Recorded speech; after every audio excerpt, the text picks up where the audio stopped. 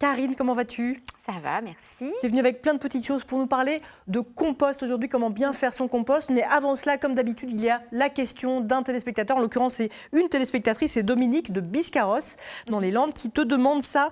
Alors, elle dit « Je n'y connais rien en jardinage, mais voilà, il y a ce genre de plantes qui poussent partout dans le gazon.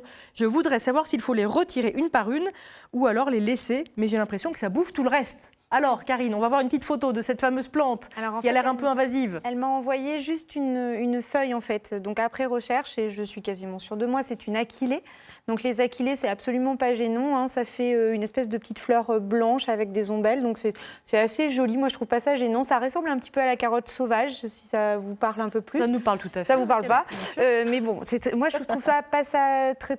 Enfin, c'est pas gênant dans le jardin. Ce qu'il y a, c'est que si elle veut les enlever, il faut qu'elle les enlève comme les pissenlits. C'est-à-dire que vraiment, il faut les enlever avant la floraison, parce que sinon, effectivement, ça se multiplie très rapidement. Et ben voilà, Dominique, vous savez ce qu'il vous reste à faire. Est-ce qu'on peut les mettre dans le compost après? On peut les mettre dans le compost, il n'y a pas de souci. Très bien. Alors le compost, c'est notre affaire du jour. C'est vrai qu'on en parle de plus en plus de compost, mais on ne sait jamais trop ce qu'on peut y mettre, ce qu'on ne peut pas y mettre. Voilà, et à quoi ça sert déjà le compost? Alors, le compost, c'est vrai que j'avais envie de reparler du compost parce que j'entends trop de fausses idées. Surtout, la première des choses à bien mettre de côté, c'est que le compost est différent du terreau. Le terreau n'amène pas la même chose. Là, je vous ai amené un petit carré avec du terreau. Là, c'est du terreau, donc c'est un mélange de tourbe brune et de tourbe blonde. Donc ça, c'est prélevé dans des tourbières. Donc c'est effectivement une décomposition végétale, mais qui date de beaucoup d'années. Très lente. D'accord, qui est très très lente. Donc ça améliore la structure de votre sol. C'est-à-dire que si par exemple vous avez un sol qui est extrêmement argileux, il va falloir des fois l'alléger. Donc on va pouvoir amener du terreau. On change la structure. Et il y a différents types de terreau. Et il y a différents types de terreau en fonction des utilisations.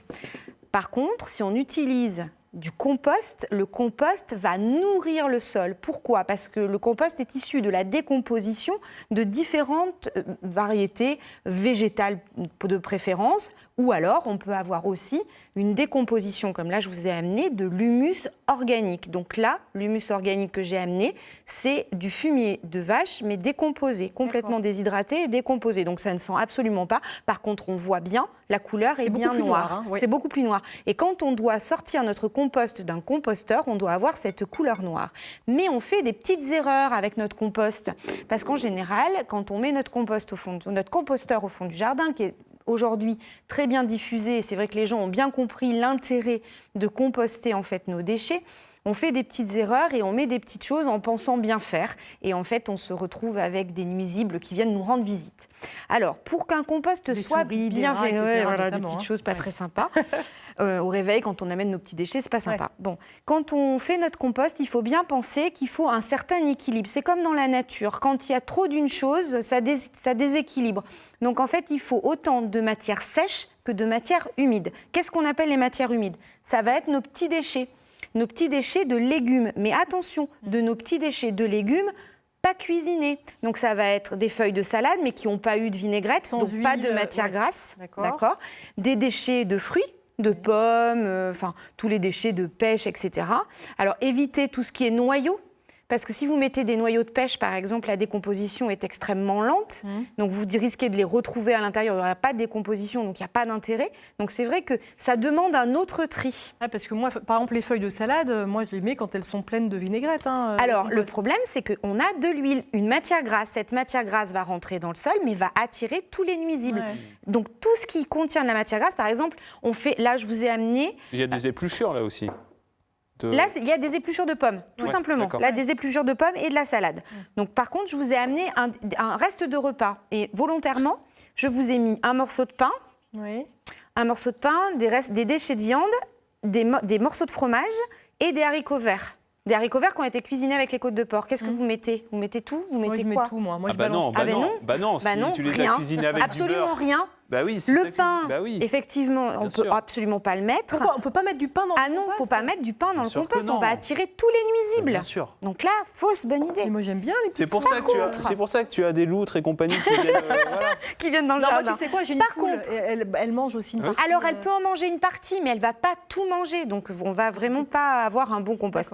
Par contre, on peut rajouter les sachets de thé, le marc de café. Il ne faut pas trop en mettre parce que ça va amener effectivement des minéraux. Mais si on en met trop, c'est comme pour tout, il ne faut pas trop en mettre. Par contre, on peut rajouter un petit peu de tonte. Pareil, la tonte, n'en mettez pas trop. Pourquoi? Parce que la tonte, quand elle se décompose, elle déjecte de l'azote de façon très importante. Et du coup, vous risquez de brûler. Donc, ce n'est pas la peine. Donc, il faut en mettre, mais avec parcimonie. Donc, des feuilles mortes, un petit peu de carton, de l'herbe desséchée, enfin toutes ces choses-là, des petites brindilles, ça vous pouvez en mettre, ça fait des éléments secs. D'accord? Mais il faut avoir fait maths sup, maths spé là pour faire un bon compost. Non. Par contre, il reste une fausse bonne idée. La peau de banane, le citron, la peau de citron et l'orange, à votre avis? Acide. On peut mettre la banane. Alors, la banane, elle amène de la potasse. Ouais. Donc, ça peut être intéressant. Le citron et l'orange, elles ont une décomposition extrêmement lente et elles amènent de l'acidité, effectivement. Donc, c'est pas très intéressant. Par contre, ce qui, moi, me pose plus de problèmes, ça peut être intéressant, mais c'est que c'est souvent traité. La peau de la banane également. Donc, on peut oublier. Même quand c'est bio.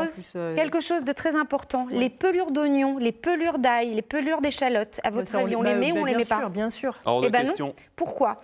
Parce que oui. Alors, pourquoi? C'est vermifuge. C'est vermifuge. Si on met ça, on tue nos petits vers. Et alors là, pour finir, alors je vous ai amené quand même un petit jus de composteur pour vous montrer.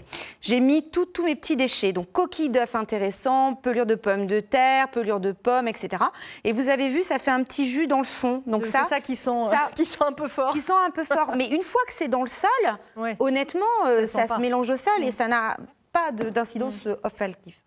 Pour le nez. Merci, j'ai pas réussi à le dire.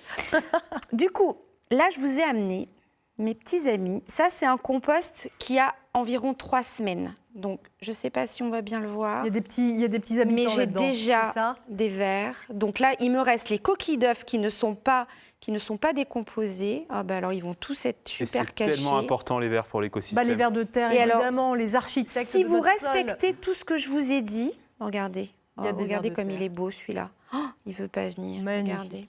Oh, mais qu'il est mignon. Ça, vous voyez, on voit encore mes coquilles d'œufs à l'intérieur. Ça a 3 semaines. Ouais. Et la petite astuce, c'est que moi, je fais un compost aérien. C'est-à-dire que je n'ai pas de composteur. Je le mets juste dans le sol et je retourne de temps en temps. Et on peut les manger en plus. C'est ça qui est bien. Ça, c'est la petite cerise sur le gâteau, hein, Alex?